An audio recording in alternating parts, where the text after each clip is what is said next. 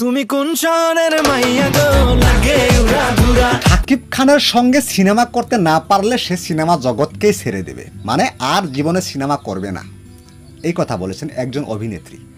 আসেন আমরা জেনে নেই উনি কি বলেছেন। তার আগে বলে রাখি, যে সকল নায়িকাদের সাংবাদিকরা প্রশ্ন করে মেগাস্টার শাকিব খান সম্পর্কে, তারা সব সময় শাকিব খান সম্পর্কে পজিটিভ। এর কারণ একটাই যে শাকিব খানের সঙ্গে যদি কোনো সিনেমা করে তাহলে সেই ছবিটা তার মানে রাতারাতি হিট হয়ে যাবে, আর সেই নায়িকাটার ভ্যালু তার মানে একেবারে আকাশচুম্বী হয়ে যাবে। বিশেষ করে ইপার বাংলা যদি দেখেন, ইধিকা পলের কিন্তু আগে কোনো ছবি ছিল না। সে কিন্তু টিভি সিরিয়াল করতো। মেগাস্টার শাকিব খানের সাথে তার প্রিয়তম ছবি কিন্তু ফার্স্ট, মানে প্রথম, আর সেই প্রিয়তমার মাধ্যমে সারা বিশ্বে তার পরিচিত হয়ে গেছে। আর এখন টলিউডের সুপারস্টার দেবের সাথে খাদান ছবিতে অভিনয় করেছে, আর এই ছবিটি ডিসেম্বরে মুক্তি পাবে। আর এখানেও তিনি প্রশংসায় একেবারে ভরে যাচ্ছেন।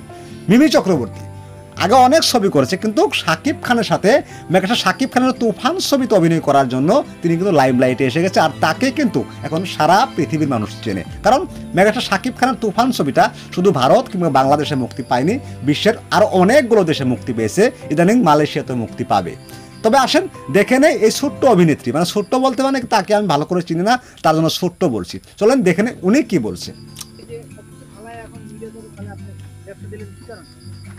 বললামই তো যে যদি সাকিব খানের সাথে মুভি করতে না পারি তাহলে মিডিয়া জগৎ ছেড়ে দিব, আর যদি মিডিয়ায় থাকতেই হয় তাহলে সাকিব খানের সাথে মুভি করতে হবে, আর যদি মুভি নাই করি তাহলে মিডিয়া থেকে কি হবে? আমার ছাড়ে নাই রে ভাই, মুভির জন্য কেউ ডাকে না। তো আপনারা দেখলেন একটা মানুষ কি পরিমাণ একজন নায়ককে সুপারস্টার মানলে, একজন নায়কের প্রতি আকৃষ্ট হলে কি পরিমাণ আকৃষ্ট হতে পারে, এই ভিডিও থেকে ধারণা করা যায়। উনি যে কথাগুলো বলছেন যে আমি যদি মেগাস্টার শাকিব খানের সাথে ছবি করতে না পারি, সিনেমা করতে না পারি, তাহলে আমি আর জীবনে সিনেমাই করব না, কত বড় কথা বলে ফেলেছেন তিনি।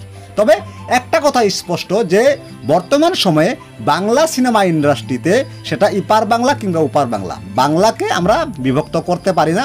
বাংলায় শুধুই বাংলা, সেটা বাংলাদেশ হোক কিংবা কলকাতা হোক, মানে দুটো দেশের ভাষা এক, আর দুটো দেশের ছবির মান এক, এখন বর্তমান এক, আগের কথা বলতে পারবো না, তবে এখন এক।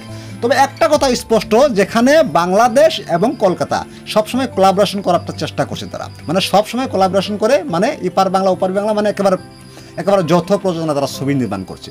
আর সেক্ষেত্রে অভিনেতা অভিনেত্রী ইপার বাংলাও হতে পারে, ওপার বাংলারও হতে পারে। তবে এই সকলের মধ্যে মেগাস্টার শাকিব খান কিন্তু একেবারে শীর্ষে।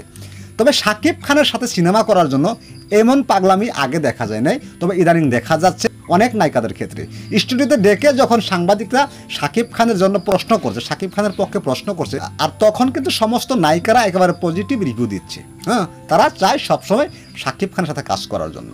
আজকের ভিডিও এই পর্যন্তই। যদি ভিডিওটি ভালো লেগে থাকে একটা লাইক করে দেন, আর কমেন্টের মাধ্যমে আপনার মূল্যবান মতামত জানান। আর নতুন হয়ে থাকলে আপনাদের এই ছোটো ভাই চ্যানেলটিকে সাবস্ক্রাইব করতে ভুলবেন না কিন্তু।